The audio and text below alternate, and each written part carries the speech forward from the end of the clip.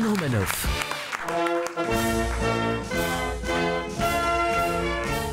Lundi, le président de la République a parlé au Congrès. Le roi sommeil nous a plongé dans un profond ennui. Mais c'était tellement ennuyeux qu'à un moment, je me suis demandé si j'étais pas sur la 3 devant une rediff de Derrick, mais même Derrick, à côté de Macron au Congrès, c'est un film d'action. Non, mais il a plein de qualités, Emmanuel Macron, mais bon, c'est pas ce qu'on appelle un orateur. À un moment, j'ai presque regretté François Hollande. Je vous jure, au moins François Hollande, il se passait toujours un truc, une petite blague, une cravate de travers, de l'eau, un 49.3, un air de désespoir dans l'œil. Le discours de Macron, on aurait dit un exposé en géo fait par le premier de la classe en 3e.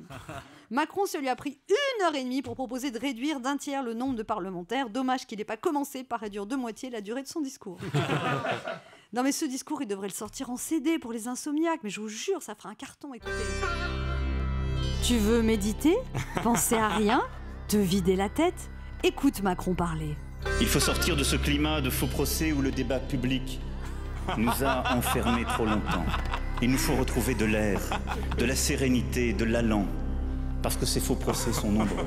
S'agit-il de réformer le droit du travail pour libérer, dynamiser l'emploi au bénéfice d'abord de ceux qui n'en ont pas?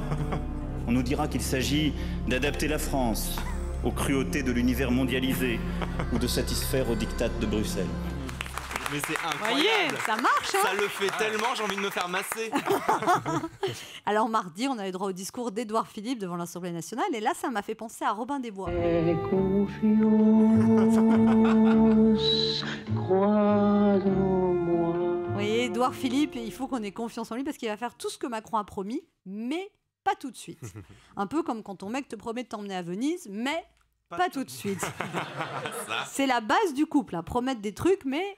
Pas tout de suite. La taxe donc d'habitation sera supprimée, mais... Pas tout de suite. Le RSI sera supprimé, mais... Pas tout de suite. Le paquet de clopes va augmenter tout de suite. Non mais 10 €, ça va changer notre vie quotidienne. T'arrives chez des amis, ce sera plus... Oh, des fleurs, fallait pas, c'est... Oh, une cartouche, vous êtes fous. Maintenant, quand on demandera, vous auriez pas une cigarette, on te répondra, vous auriez pas 2 €.